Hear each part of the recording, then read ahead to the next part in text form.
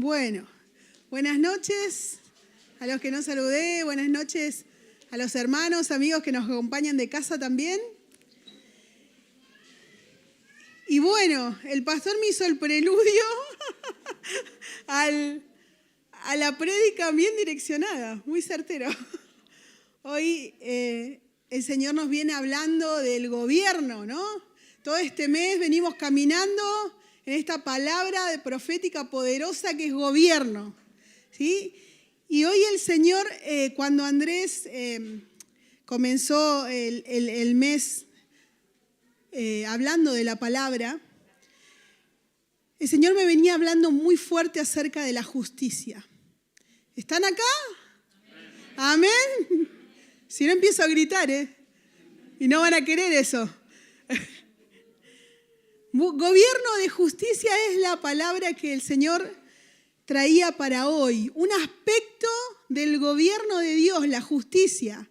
Y como nos contaba Andrés en esa oportunidad, una de las características del gobierno de Dios es la justicia. Por eso decía bien ahí, la justicia. Dice la palabra en Romanos 14, 17, que el reino de Dios no es comida ni bebida, sino justicia, paz y gozo en el Espíritu Santo. Romanos 14, 17. Como vimos durante todo este mes, muchos de los atributos de Dios tienen que ver con su gobierno, ¿no? La santidad, la justicia. Y en este pasaje, el apóstol no cita estas palabras de manera inocente, sino que dice que el reino de Dios es justicia, paz y gozo. Y cada una de estas es consecuencia de la otra. Si nos ponemos a analizar, la justicia se traduce en paz y el paz se traduce en gozo, ¿no? Y es tan importante la justicia que en la Biblia es mencionada 558 veces y la palabra justo 473 veces. Y me pareció muy interesante este dato porque a partir de Génesis, que el hombre cae con Adán, Dios empieza a desarrollar un plan que tiene que ver con la justicia. El corazón del Evangelio tiene que ver con la justicia. Por eso en esta noche es importante que podamos entender qué significa la palabra justicia. Porque nada tiene que ver con la justicia humana que nosotros conocemos.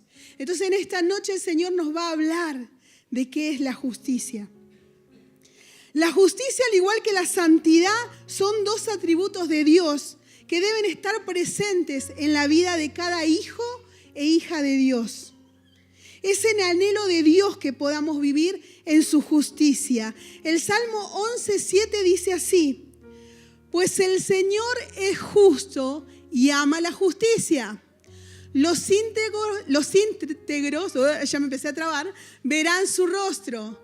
Eso dice en la versión NTV, pero en la Reina Valera dice: porque Jehová es justo y ama la justicia, el hombre recto mirará su rostro. La rectitud. ¿Qué es la justicia de Dios entonces? Voy a pedir a los chicos que vayan pasando. ¿Qué es la justicia de Dios? La justicia de Dios no tiene nada que ver, como decíamos, con la justicia humana, con este deseo del hombre de equidad, igualdad, que todos recibamos las mismas cosas. No. El término justicia es muy amplio. Yo cuando me lo puse a estudiar me apasionó, porque una cosa es la justicia desde el plano de Dios y otra cosa es la justicia desde el plano de los hombres. Porque la justicia desde el plano de Dios es rectitud y desde el plano de nosotros, misericordia. Entonces es tan amplio que no pretendo hacer un estudio teológico, no es lo mío, pero quiero ahondar en este tema. Dice que la justicia Cuando hablamos de justicia nos referimos a la cualidad de ser recto ante los ojos de Dios. Fíjense que el pasaje que veíamos anteriormente dice que Jehová es justo y ama la justicia y el hombre recto mirará su rostro. Es la cualidad de ser recto ante los ojos de Dios. Es una rectitud absoluta y completa en todas las áreas de nuestra vida. Es ser íntegros. Pero es interesante que la palabra de Dios dice en Romanos 3:10, miren lo que dice, no hay justo ni un solo justo, ni siquiera uno. Nadie es realmente sabio, nadie busca a Dios, todos se desviaron, todos se volvieron inútiles, no hay ni uno que haga lo bueno, ni uno solo. No hay justo. Entonces, ¿cómo vamos a alcanzar justicia? ¿Cómo podemos alcanzar esta justicia de la que nos habla la palabra? Esta justicia con la que vamos a poder mirar el rostro de Dios. La realidad es que, como vemos en Romanos, no podemos ser rectos ni justos delante de Dios por nuestros propios méritos o esfuerzos. Para el hombre le es imposible. El apóstol Pablo, amo lo que dice en Romanos 7, 21, 24, esta versión, amé al apóstol Pablo. Quiero hacer lo que es bueno, pero no lo hago. No quiero hacer lo que está mal, pero igual lo hago. Ahora, si hago lo que no quiero hacer, realmente no soy yo el que hace lo que está mal, sino el pecado que vive en mí. He descubierto el siguiente principio de vida, que cuando quiero hacer lo que es correcto, no puedo evitar hacer lo que está mal. Amo la ley de Dios con todo mi corazón, pero hay otro poder dentro de mí que está en guerra con mi mente. Ese poder me esclaviza al pecado que todavía está dentro de mí. Soy un pobre desgraciado. ¿Quién me librará de esta vida dominada por el pecado y la muerte? ¿Quién se siente reflejado? No sé ustedes. ¿Cuántas veces, aún caminando en la vida cristiana, anhelamos hacer las cosas bien, pero se nos salta la térmica y trastabillamos? No hay justo ni aún uno. No lo hay. Pero este mismo versículo, este mismo pasaje termina diciendo, gracias doy a Dios por Jesucristo nuestro Señor. En 2 Corintios 5, 21 dice, Dios hizo que Cristo, quien nunca pecó, fuera la ofrenda por nuestro pecado, para que nosotros pudiéramos estar en una relación correcta con Dios por medio de Cristo. Jesús es nuestra justicia. Si vos recibís a Jesús, como decía el pastor hace un ratito, en tu corazón, Él te hace justo. A través de la cruz, Jesús nos dio un acceso nuevamente al Padre. A través de su sacrificio pudimos volver a conectarnos al Padre en aquello que se rompió con Adán en el Edén, el pecado que entró en nosotros y que mora en nosotros. Este pecado que el apóstol Pablo relata y dice, si bien yo quiero con todas mis fuerzas, amo a Dios y quiero, no puedo, hay una ley en mí contra la que batallo. Muchas veces no reconocemos esto. Y wow, cuando no lo reconocemos. Porque en esta noche, ¿sabes qué? Dios nos va a llevar al taller mecánico, ¿vieron como los autos? Y nos va a escanear. Los hombres saben más de esto que las mujeres. Nos van a hacer una resonancia magnética. Y Dios va a ir a fondo esta noche. Porque si vos no te diste cuenta, este año Dios vino al hueso. vino por todo. Vino a decirte, ya no caminamos a media. Ya vamos al fondo. Yo quiero purificarte, yo quiero santificarte. Ya no quiero que camines roto o en un como sí. Jesús en la cruz pagó el precio por nuestros pecados, murió, llevó consigo todo el pecado del mundo para que nosotros pudiéramos ser justos. Y hay dos aspectos de justicia que en esta noche quiero que aprendamos como un principio. Con un principio que quiero que atesores en tu corazón. La justicia, ¿vale? Es una puerta y un camino. Repetí conmigo. La justicia es una puerta y un camino. ¿Por qué? Porque primeramente la justicia es estar en una posición correcta ante Dios, la puerta.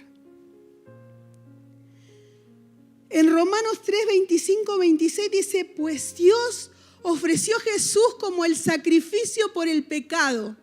Las personas son declaradas justas a los ojos de Dios cuando creen que Jesús sacrificó su vida al derramar su sangre. Fíjate, cuando creen que Jesús sacrificó su vida al derramar su sangre, ese sacrificio muestra que Dios actuó con justicia cuando se contuvo y no castigó a los que pecaron en el pasado, porque miraron hacia el futuro y de ese modo los incluiría en lo que llevaría a cabo en el tiempo presente. Dios hizo todo eso para demostrar su justicia, porque Él mismo es justo e imparcial y a los pecadores los hace justos a sus ojos. Cuando creen ¿en quién? En Jesús. Hoy aquí Él quiere hacer un llamado. Si vos todavía no recibiste a Jesús en tu corazón, hoy quiere decirte que Él tiene la puerta abierta. A través de creer en Él, vos podés entrar al reino de los cielos. La justicia es estar en una posición correcta ante Dios. Es la puerta de entrada. Jesús es la puerta de entrada. Y esta primera aspecto de justicia, la puerta, la llamamos justificación. Ahí el clic, ¿vale? Justificación. Esto ocurre una sola vez en la vida, el día que recibiste a Jesús en tu corazón. Y si no lo recibiste, esa es la noche. Esta es la noche para que seas valiente y decidas que Dios cambie tu vida. La justificación ocurre una sola vez en la vida. Pero hay un segundo aspecto. La justicia es vivir correctamente aquí en la tierra, el camino.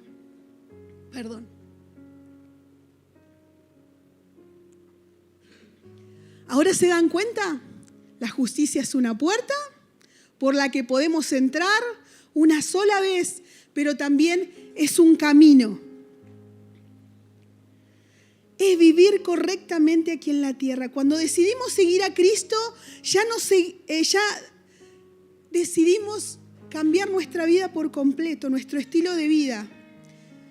Y decidimos cambiarlo por un estilo de vida que a Él le agrada. No según las normas de este mundo, no según a nosotros nos pinta y nos da la gana. ¿Sabes por qué? Esto es súper importante. Porque la realidad es que nosotros podemos entrar por la puerta, pero la realidad es que podemos decidir no caminar por el camino. Y esto es peligroso, ¿sabes por qué? Porque hay muchas personas que son adeptos de la iglesia. Creen, hacen una oración de fe y piensan que con la iglesia todo bien. Con Cristo todo bien, me encanta. Jesús, vengo a la iglesia de vez en cuando pero después con mi vida hago lo que quiero. ¿Sabés qué, Jesús? Todo bien con vos, pero mi vida la manejo yo. Las reglas las pongo yo. ¿Y qué actual es esto? ¿Saben qué? Cuando estudiaba filosofía en la universidad, hablábamos de la posmodernidad, o sea, el tiempo que estamos viviendo, como una época donde los valores, y no me voy a poner a hablar de los valores, se han desdibujado y tenemos un valor y ética de bolsillo. ¿Qué quiere decir? Que cada uno de nosotros puede tener su abanico de valores que es propio de mi familia, de lo que yo pienso, lo que yo creo. Ya no hay una unanimidad social. Y es una característica del siglo que vivimos. El enemigo se ha encargado de eso, de mentirnos de esa manera. Pero vos fíjate que acá la justicia no solamente es la que recibimos cuando entramos al reino de los cielos, sino cuando comenzamos a caminar como Dios quiere que caminemos en esta vida. Y yo te invito a pensar en esto, porque este proceso, este aspecto se llama santificación. Y Dios está hablando a la iglesia, no solamente aquí en Nueva Vida, sino en muchos lugares. Dios está llamando a la pureza, a la santificación, a vivir una vida como a Él le agrada. Ya no tibios, fríos o calientes, pero no tibios. El que quiera oír, que oiga. Es necesario caminar todos los días y anhelar ese camino de justicia en nuestras vidas. David decía en el Salmo 23, me guiará por sendas, por camino de justicia, por amor de su nombre. Él me va a guiar por sendas de justicia. Lo que tenemos que anhelar como hijos de Dios en nuestra vida es la justicia. Y este es el primer aspecto que en esta noche quiero que podamos ver. Anhelar su justicia. ¿La que sigue? Perdón, la anterior. Me había olvidado que le había puesto. En 2 de Pedro 2:21, miren lo que dice. Les hubiera sido mejor nunca haber conocido el camino a la justicia en lugar de conocerlo y luego rechazar el mandato que se les dio de vivir de una vida santa. ¡Wow! Mejor hubiera sido que nunca lo conocieras. Vos sabés que hay una realidad, y me vuelvo a quedar acá, hay una realidad. Ya no podemos vivir jugando a ser cristianos. Ya no podemos vivir una vida jugando a que me gusta venir a la iglesia. O yo conocí, soy cristiano, religión. El Señor dice, basta. Basta. Ahora sí, anhelar la justicia en nuestra vida. Mateo 5:4, en una de las bienaventuranzas, Jesús dijo, bienaventurados los que tienen hambre y sed de justicia, porque ellos serán saciados. Otra cosa que amé estudiando esta palabra es estudiar las bienaventuranzas y entender que las bienaventuranzas van desencadenando una en la otra. Reconocernos pobres de espíritu nos lleva ¿a qué? ¿Cuál es la segunda? ¿Acá? ¿Hay alguien ahí? Nos lleva a llorar, ¿verdad? Arrepentirnos. Llorar y arrepentirnos nos lleva a ser mansos y humildes. La tercera bienaventuranza. La cuarta dice, hambre y sed de justicia. Y la que le sigue, bienaventurados los misericordiosos. ¿Sabes por qué? Porque cuando vos entendés lo que hizo Dios en tu vida, la justicia que Dios trajo en tu vida, te vas a volver misericordioso. Porque vas a empezar a mirar con los ojos de Jesús. Pero no me voy a adelantar. Pero me fascinó. Bienaventurados los que tienen hambre y sed de justicia. Jesús usó términos. ¿Por qué Jesús habrá dicho los que tienen hambre y sed de justicia? Y Pablo dice, el reino no es comida ni bebida. Algo tenían con la comida. Nosotros no tenemos idea lo que es tener hambre y sed. Te cuento. Las personas a las que Jesús le hablaba sabían lo que era tener hambre, porque el alimento no era como que ahora vas al súper o que abrís la heladera y decir, tengo hambre, tengo hambre, abro, no, pero no tengo hambre de esto. Tener hambre era tener hambre, y tener sed era que tenían que caminar días para ir a un pozo. ¿Cuántos de acá ayunaron un día entero? ¿2 días enteros? ¿3 días enteros? Parecen el gato ese.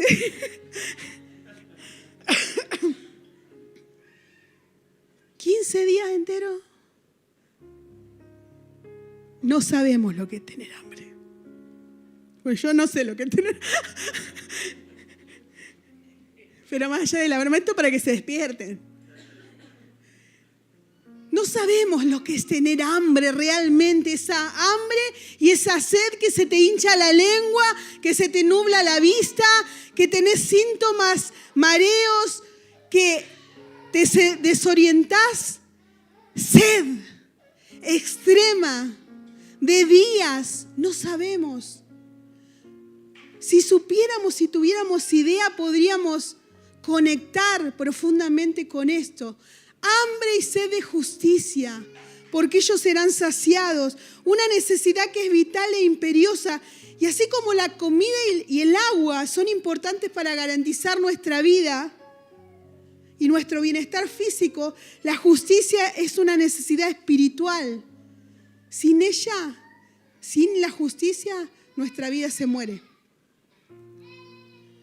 El nombre nace con un vacío. Y yo soy fan de Pascal. Los que siguen mis predicaciones saben que siempre voy a hablar de Pascal. Pascal era un físico de allá hace mucho tiempo. ¿Y saben qué descubrió? Él tuvo una depresión muy profunda y durante esa depresión profunda se encontró con Jesús. Y su vida cambió. Era un tipo brillante. Él descubrió la teoría del vacío, que el vacío existía, la mecánica de los fluidos. Y él postuló una frase que a mí me encanta, que el hombre nació con un hueco o con un vacío que tiene forma de Dios. El hombre y la mujer nació con un hambre imperioso, con un vacío que busca llenar permanentemente con cosas. Llena a buscar permanentemente con cosas que le satisfagan, que le llenen. David sabía perfectamente de qué se trataba tener sed. ¿Cuántas veces tuvo que esconderse por el desierto, huir de sus enemigos? Y él en el Salmo 24, 1, 2 dice, como el ciervo brama por las corrientes de las aguas, así clama mi alma por ti, oh Dios. El alma mía, mi alma tiene sed de Dios, del Dios vivo. ¿Cuándo vendré y me presentaré delante de Dios? ¡Wow! Esa desesperación. Señor, yo tengo hambre. Dice que el ciervo cuando no encuentra agua emite un sonido, un bramido y una vibración que es como un localizador, ¿vieron? Busca el agua. Así como el ciervo sediento, mi alma te desea. ¿Cuándo vendré y me presentaré delante de Dios? ¿Cuántos de nosotros sienten eso? En el día a día, Señor, ¿cuándo voy a poder presentarme delante de tu presencia? Oh Dios, tú eres mi Dios. De todo corazón te busco, mi alma tiene sed de ti. Todo mi cuerpo te anhela en esta tierra reseca y agotada donde no hay agua. Te he visto en tu santuario y te he contemplado, tu gloria y tu poder. Tu amor inagotable es mejor que la vida misma. Cuánto te alabo. La tenía reclara. David sabía lo que era tener hambre de Dios.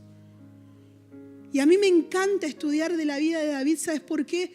Porque David era imperfecto como vos y yo. Se mandó las de Kiko y Caco, diría mi abuela.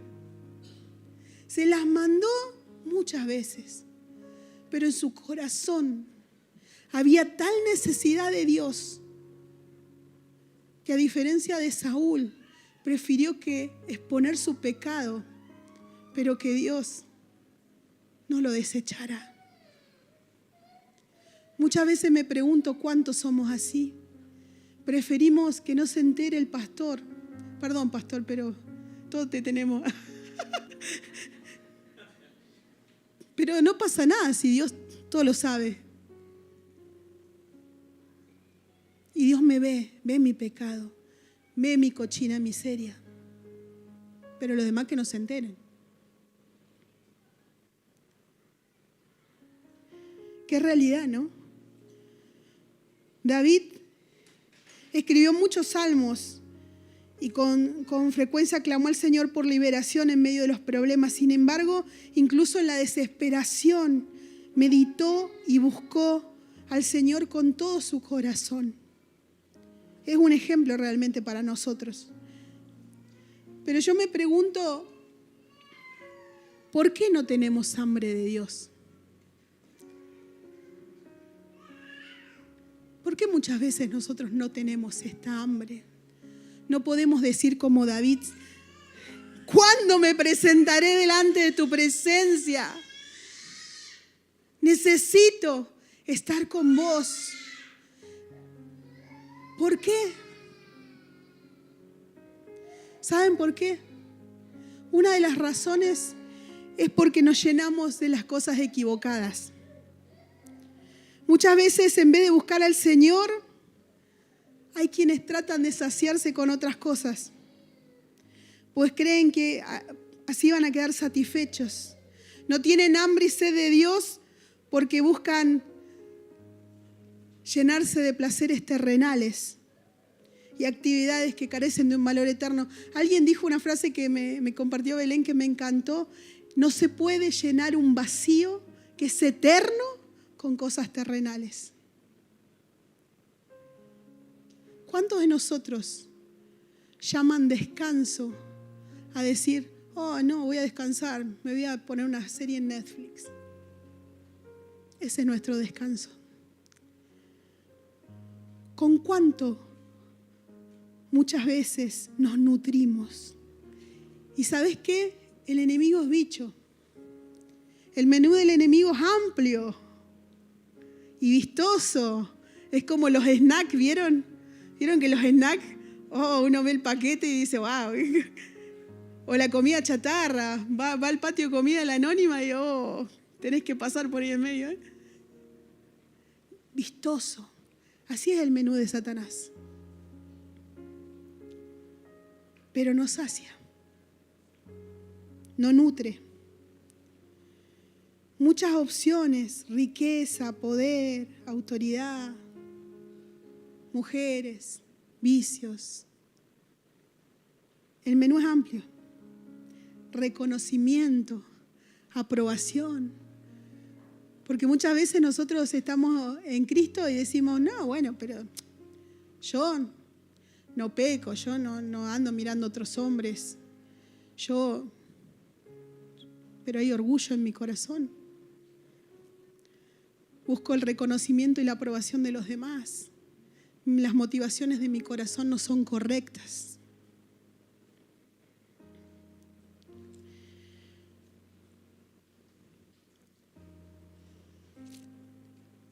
¿Sabes qué? Salomón era un ejemplo de esto. Y yo hice ese cuadrito de la vida de Salomón. Y fíjate, Salomón fue el hombre más rico del mundo el hombre más popular del mundo, el más exitoso del mundo, el más sabio del mundo. Y mira lo que dice en Eclesiastés. Era el hombre que más conocimiento tenía y dice, cuanto más sabiduría tengo, mayor es mi desconsuelo. Aumentar el conocimiento solo trae más dolor. Era el hombre más exitoso. Dice en Eclesiastés 2, 10, 11, todo lo que quise lo hice mío, no me negué ningún placer, hasta descubrí que me daba una gran satisfacción trabajar mucho, la recompensa de toda mi labor. Pero al observar todo lo que había logrado con tanto esfuerzo, vi que nada tenía sentido. Era como perseguir el viento. No había absolutamente nada que valiera la pena en ninguna parte. ¡Wow! Riqueza. Eclesiastés 5, 10, 11. Los que aman el dinero nunca tendrán lo suficiente. Qué absurdo es pensar que las riquezas traen verdadera felicidad. Cuando más tengas, más se acercará la gente para ayudarte a gastarlo. Por lo tanto, ¿de qué sirven las riquezas? Quizás solo para ver cómo se escapan de las manos. Era el hombre más popular. Oyendo la reina de Saba que Salomón había alcanzado por el nombre, la popularidad, o sea, la fama que había alcanzado por el nombre de Jehová, vino a probarle con preguntas difíciles. Y no solamente vino esta reina, sino se casó, se quedó, todo. Era popular. Si hubiera estado el día de hoy, no sé, tendría miles de likes en el Instagram. Seguiría como Messi, qué sé yo, no sé. Onda así. ¿Y sabes qué? Él hasta tuvo todas las mujeres que quería. En 1 Reyes 11:3 no lo puse ahí, pero dice que tuvo 700 mujeres reinas y 300 concubinas, 1000 mujeres. 1000 mujeres tenía. Usted, hombre, imagínese 1000 mujeres. Tenía plata para la cuota alimentaria. Tenía plata para la cuota, pero 1000 mujeres, no digo más. Tenía lo que quería. ¿Y cuál fue su conclusión? Aquí culmina el relato. Mi conclusión final es la siguiente. Teme a Dios y obedece sus mandatos, porque ese es el deber que tenemos todos. Mi conclusión final después de toda esta vida, siendo rico, teniendo todo lo que quise, teniendo todas las mujeres, la plata, ¿cuál es mi conclusión? Teme a Dios y obedece sus mandamientos. Nada de esta vida lo llenó. Escuchaba, si lo queremos traer más actualmente, lo escuchaba Brad Pitt el otro día. En una nota que le hicieron hace 10 años. Brad Pitt, el hombre más hermoso del mundo, catalogado por las revistas más. Casado con Angelina Jolie, la mujer más hermosa del mundo. La plata, el reactor. Él dijo, no he logrado la felicidad. No he encontrado la cosa que llene la vida. He alcanzado la fama y no lo he logrado. Hoy vemos a un Brad Pitt que sus 2 hijas mayores sacaron su apellido, sumido en el alcohol. ¿Cuántas veces nosotros pensamos que las cosas de este mundo nos van a llenar, nos van a satisfacer? Si tuviera la casa, cuando yo tenga la casa, y tuve la casa, cuando yo tenga el auto 0 kilómetros, o no, yo me voy a sentir, tengo el auto 0 kilómetros, cuando yo me case, y después lo quiero rifar, cuando yo tenga hijos, cuando, espere que esto es serio, cuando yo tenga hijos, y después los hijos, después que empiezan a caminar, esas hermosas criaturas.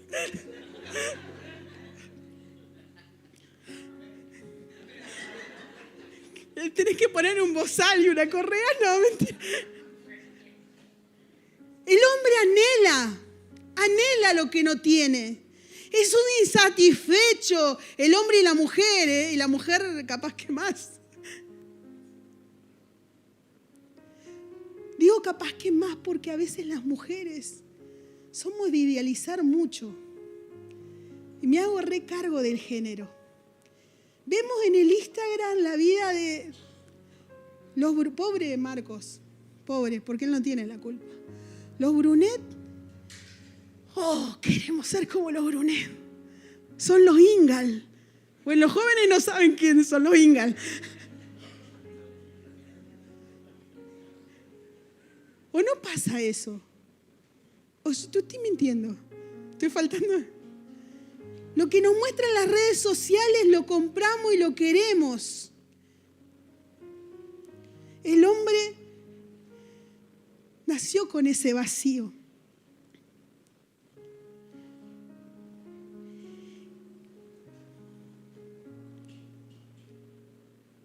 La pregunta en esta noche es, ¿de qué te estás llenando? ¿Qué cosas hay en tu vida que están consumiendo que hace que no tengas hambre de Dios? Y acá quiero ir a lo profundo, porque quizás estás consumiendo cosas que son pecaminosas al extremo. Pornografía, por ejemplo. Una adicción con los videojuegos. Adicciones de otro tipo. Pero quizás son cosas más, zorras más pequeñas y más sutiles. Como el enojo, como la murmuración, como el orgullo, como la falta de misericordia. Y vuelvo a repetirlo, porque ¿sabes qué? Esas cosas profundas van haciendo que el fruto se pudra. Y Dios en esta noche quiere ir por todo, quiere ir por lo profundo. La falta de hambre es el síntoma grave de una enfermedad. Cuando uno no tiene hambre, y acá hay profesionales de la salud, van a poder decirlo mejor que yo. Cuando no hay apetito, es un síntoma de enfermedad. Y algunas enfermedades graves, como la leucemia, una de los síntomas es la falta de apetito. El hambre y la sed del ser humano demuestran que está vivo. Por lo tanto, el no apetito por más de Dios, por una vida de oración y de su palabra, revela un decaimiento de la vida espiritual. La vida en Cristo no es estática. ¿Qué quiero decir con esto? Que no es estática. Vas a empezar a caminar en el Señor y van a venir los problemas, las dificultades. Muchas veces no estamos creciendo en Cristo y nuestro amor se enfría y nuestra pasión se enfría y nos terminamos alejando de lo que Dios pensó para nosotros. Y muchas veces es sutil, ¿sabes? Y ahora cuando veamos en lo que sigue, ¿cómo podemos cultivar el hambre y la sed? Te vas a dar cuenta que muchas veces el enemigo es tan astuto que comienza con sutilezas. Y esas sutilezas las naturalizamos. ¿Sabes qué? El ser humano es un individuo de hábitos. Cuando uno no sostiene, dice la nutricionista, 15 días de una nutrición sana cambia un hábito, ¿no? 15, 20 días. Uno comienza a naturalizar las cosas y el pecado también. Y muchas veces nuestra conciencia se cauteriza. Un domingo no voy a la iglesia, 2 domingos no voy a la iglesia, 3 domingos no voy a la iglesia. Y así el enemigo me va corriendo y me va corriendo y me va corriendo. Hambre y sed de justicia, ¿vale? En la próxima. Es anhelar el gobierno de Dios sobre nuestra vida. sigo con David, decía, crea en mí, oh Dios, un corazón limpio. Él sabía que necesitaba que Dios actuara, que Dios hiciera algo porque él solo no podía. Renueva un espíritu recto dentro de mí, renueva, lo que pasó ayer no me sirve. Yo como todos los días como. Renová esta pasión, renová en mi espíritu buscarte. Enséñame a hacer tu voluntad, porque tú eres mi Dios. Tu buen espíritu me guía a la tierra de rectitud. Yo sola no puedo. Sola, si no dependo de vos, no puedo.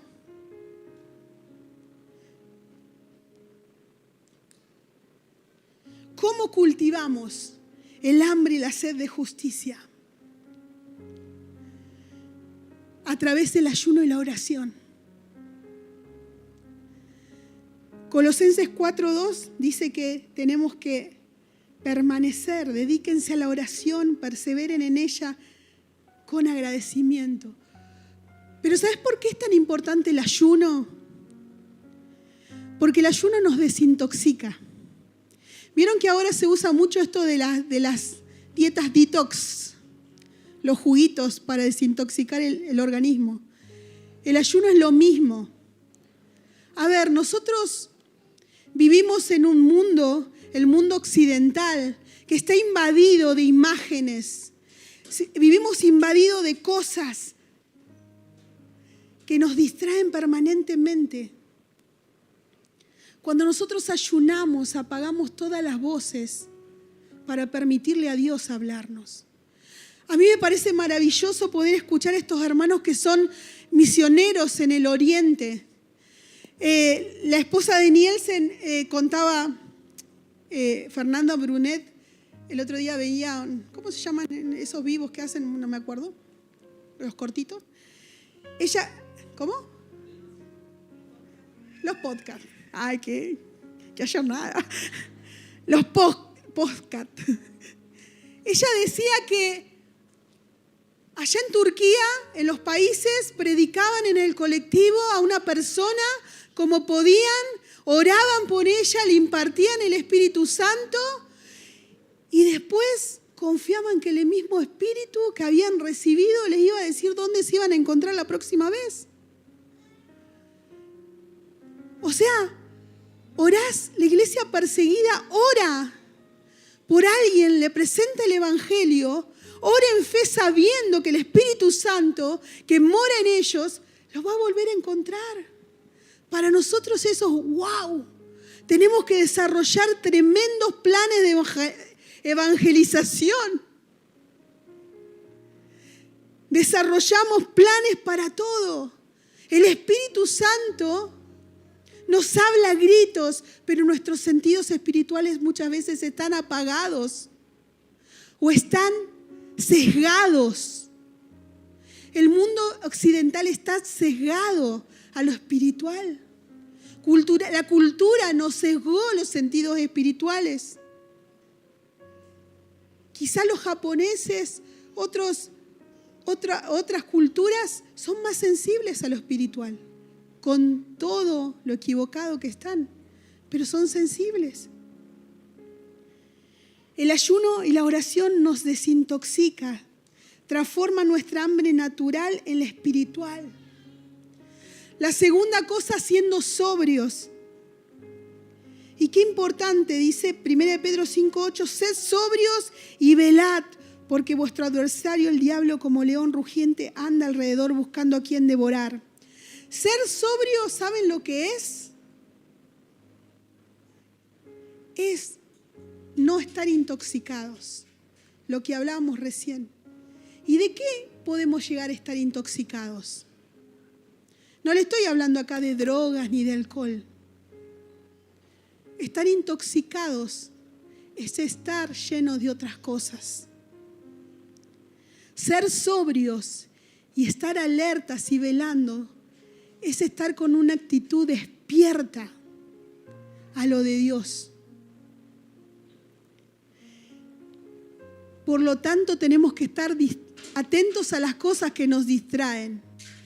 ¿Vos sos consciente de las cosas que te distraen día a día? ¿Sos consciente? Qué importante es hacer un checklist de las cosas que nos distraen. Porque hacerlas conscientes hace que le ganemos una batalla al enemigo.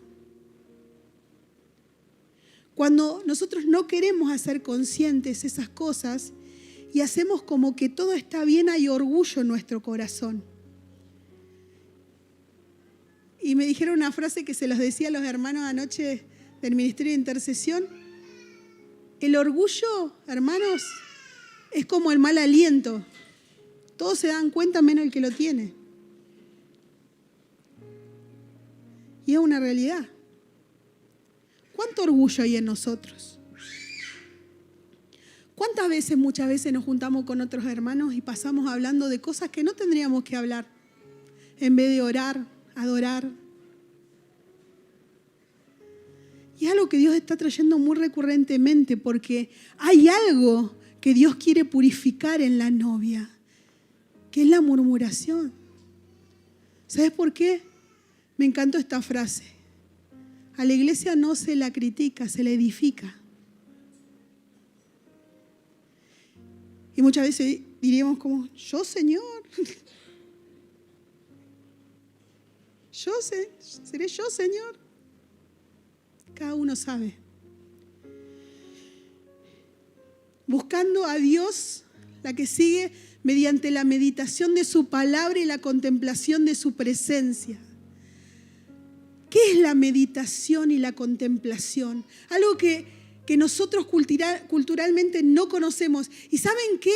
El enemigo, vuelve al enemigo astuto, diablo cochino, digo yo, que cambia las verdades de Dios y las transforma sutilmente. ¿Y sabe que la gente engancha? El otro día escuchaba en un programa de televisión, un programa serio, que se llama Médicos de Familia, que hablan muchos profesionales, cómo la meditación trascendental ayuda a los problemas coronarios. Entonces este médico recomendaba poder hacer ejercicio de respiración, de meditación. La palabra, ¿cuántas veces nos habla de meditar? Obviamente no meditar como meditan los orientales, de contemplar. Y ojo acá, ¿por qué les digo de las mentiras estas del diablo? Porque cuando uno se mete en internet y empieza a buscar la oración contemplativa, ¿qué es la oración contemplativa? ¿Qué es la oración profética? Y a veces hay cosas que mi hermano que son menos bíblicas que no sé qué, que rayan más la metafísica y el budismo que el cristianismo. El enemigo se ha encargado de transformar verdades que son de Dios. Y hay gente que busca constelar para cortar maldiciones generacionales, que está escrito en la palabra. Pero ¿sabes cuál es la diferencia? Que todas esas religiones no te piden nada. Cristo te pide todo. ¿Por qué la gente le es más fácil ir tras todas esas cosas? Porque no te piden nada. Hacer yoga no te pide nada. Cristo te pide todo. Dios es un Dios celoso. Y si en esta noche te tienen esta conversación, es porque te está diciendo, hoy es una noche de decisión. Hoy es una noche de decisión.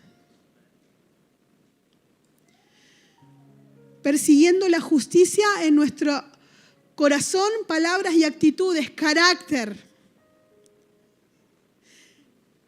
Si nuestro carácter no es el carácter de Cristo, esa es nuestra meta. Llegar a la plenitud ¿de quién? ¿De Ricky? ¿De Gabino? A la plenitud de Cristo. En nuestro corazón, palabras y actitudes, integridad, ser de una sola pieza, no que NASA sea acá una y en el trabajo sea otra. Y que mis compañeros de trabajo digan, mira, está en YouTube predicando y bien que en la semana. ser de una sola pieza. Que mis hijos vean a una mamá que se para acá a hablar verdades de Dios, pero que la sostiene de lunes a lunes. Una mamá que ama a Dios.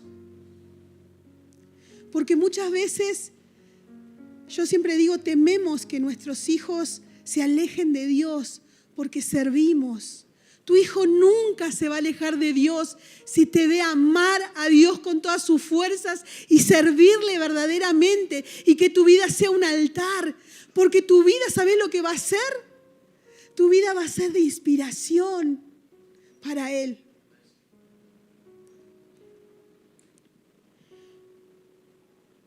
Posicionándonos en lo que Dios ha dicho de nosotros, las profecías, las promesas de Dios. Bueno, acá lo tenía así. Transformando nuestra manera de pensar también. ¿Cuántas veces nos han dado palabra y nos han dicho cosas? Y nosotros no solamente que no las anotamos, no las grabamos en nuestro corazón. A ver, ¿cuántas palabras recibiste? ¿Recibiste el año pasado y este año alguna palabra profética? Levanta la mano quienes recibieron. Algunos levantaron la mano y yo sé que sí,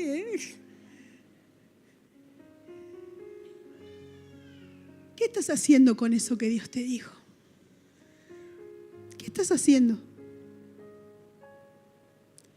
¿La dejaste como un momento bonito que fue de emoción o estás contendiendo? Como le dice Pablo a Timoteo, batallá según las profecías que fueron dadas de vos. Que cada vez que venga el enemigo a querer bajarte, te acuerdes de quién sos, qué dijo Dios que va a hacer con vos. Cada vez que venga el diablo a mentirte, decile quién sos vos en los cielos. ¿Qué es lo que dijo Dios de vos? Y aunque vos mismo no lo veas, cree en que el que es fiel, el que promete, lo va a cumplir.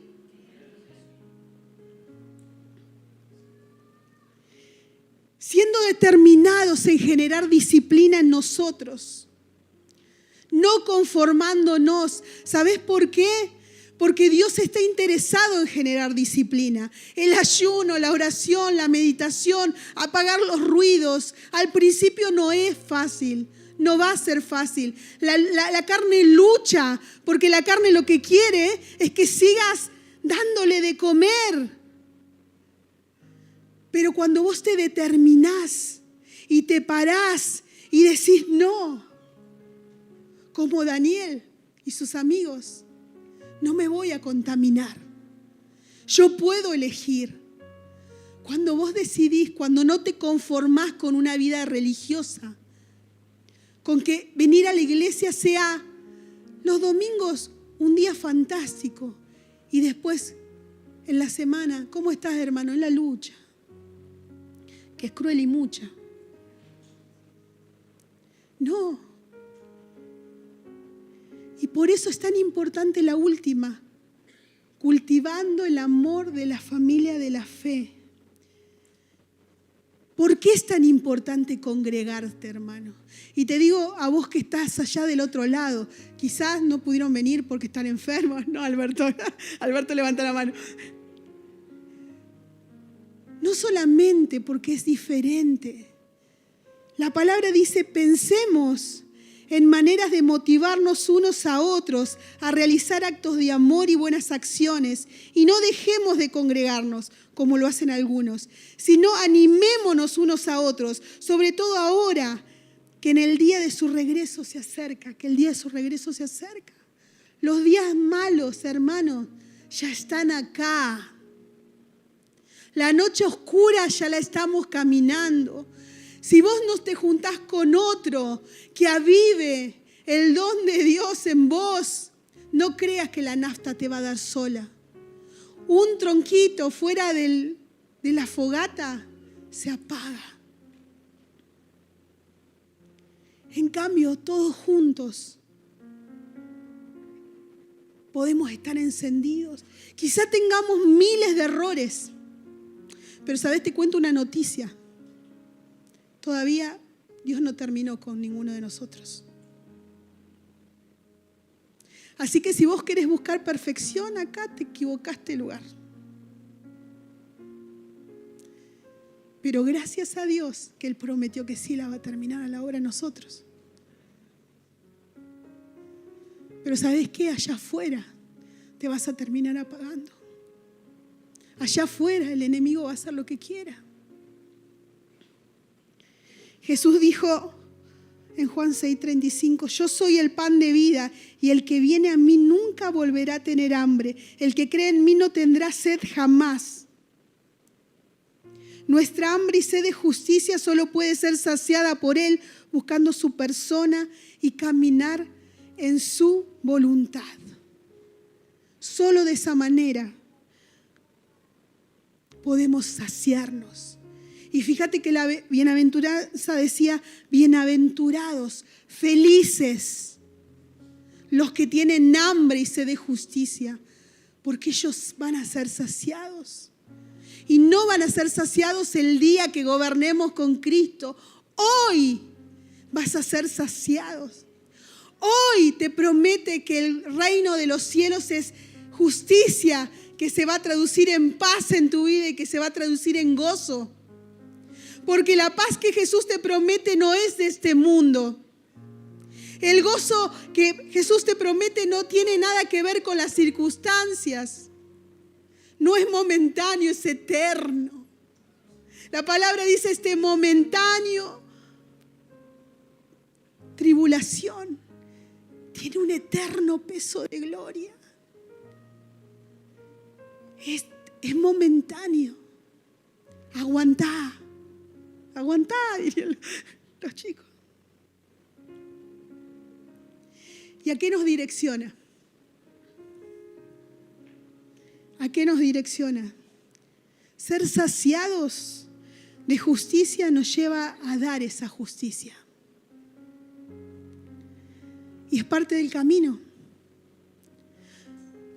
Como dijimos antes, hambre y sed de justicia es anhelar el gobierno de Dios sobre nuestra vida y la de los demás. No solamente la mía. ¿Qué decíamos? Tener hambre y sed de justicia nos lleva a la siguiente bienaventuranza, que es bienaventurados los misericordiosos. Este hambre y sed de justicia no queda en algo personal, sino que se extiende a nuestro alrededor. Es el deseo permanente de que la realidad de Dios en nosotros, en aquellos que nos rodean y en todo lugar que nos movemos se manifieste. Sea tu trabajo, sea tu familia, sea tu iglesia, sea tu barrio, sea la asignación que Dios te dio. Dice Isaías 42, 6, 7, yo Jehová te he puesto en justicia y te sostendré por la mano y te guardaré y te pondré por pacto al pueblo, por luz de las naciones, para que abra los ojos de los ciegos, para que saques de la cárcel a los presos y de esas casas de prisión a los que moran en tinieblas. ¿A quién le está hablando acá? A vos y a mí. Y le voy a pedir a los chicos que puedan pasar. Caminar en justicia te lleva a anhelar la justicia de Dios en todos lados. ¿Sabes qué? Jesús va a venir como un rey a impartir justicia. Pero a su iglesia le pide caminar en justicia. Jesús no solamente es la puerta y el camino, sino el mejor ejemplo de caminar en justicia. Cuando nos enseñó a orar al Padre, dijo, venga tu reino, hágase tu voluntad como en el cielo, así también en la tierra. Y me encanta este pasaje, porque después que Jesús tiene esta charla con la samaritana en que le dice que el Padre está buscando adoradores que le adoren en espíritu y en verdad, se retira y sus discípulos lo empiezan a buscar porque no había comido nada. Y le dijeron: Maestro, te trajimos de comer. Y Jesús les respondió: yo tengo una clase de alimento que ustedes no conocen. ¿Le habrá traído a alguien de comer mientras nosotros no estábamos?, se preguntaban los discípulos unos a otros. Entonces Jesús explicó: mi alimento consiste en hacer la voluntad de Dios, quien me envió, y en terminar su obra.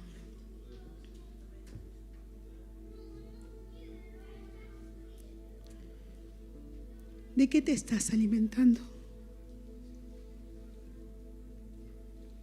¿Estás teniendo hambre de hacer la voluntad de Dios?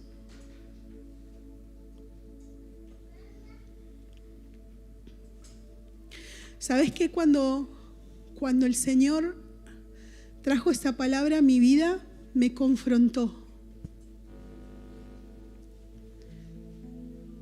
Me confrontó en preguntarme esto mismo: ¿estás teniendo hambre de hacer mi voluntad? Yo sé que estás haciendo muchas cosas. Estás levantando a otros para escuchar la voz de Dios. Estás predicando, pero estás teniendo hambre de hacer mi voluntad. Y fue tanto el quebranto que hubo en mi corazón que escuché a mi espíritu decir: no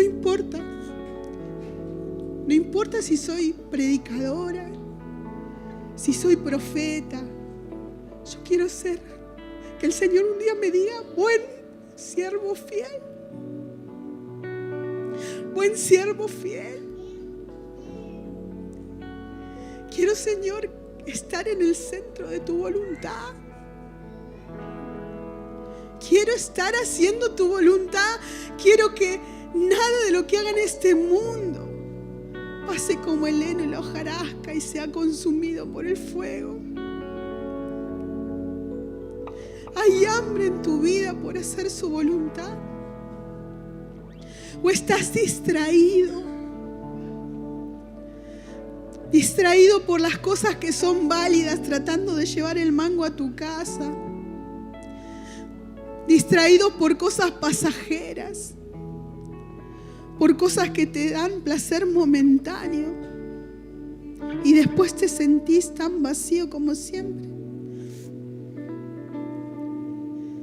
Yo te voy a pedir que cierres tus ojos.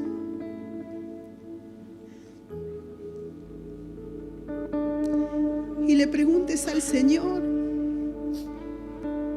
¿qué querés de mí? Que te preguntes si hay hambre y sed de justicia.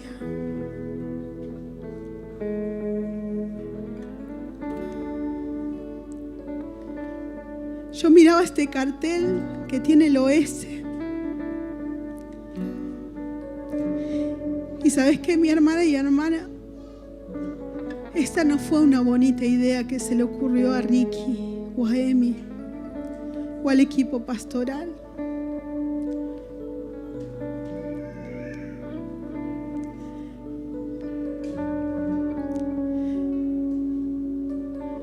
No es una hermosa idea que le encanta hacer a un grupo de hermanos que va los sábados, sino es la voluntad de Dios.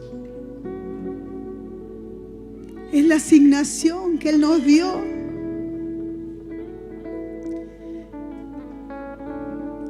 Jesús, luego que le responde eso a los discípulos, le dice: levanten los ojos, que ven. Los campos están blancos para la siega. Pidan al Señor de la mies que envíe obreros a su mies.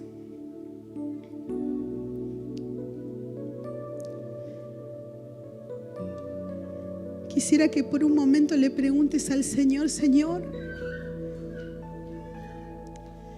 ¿qué querés hacer conmigo allí?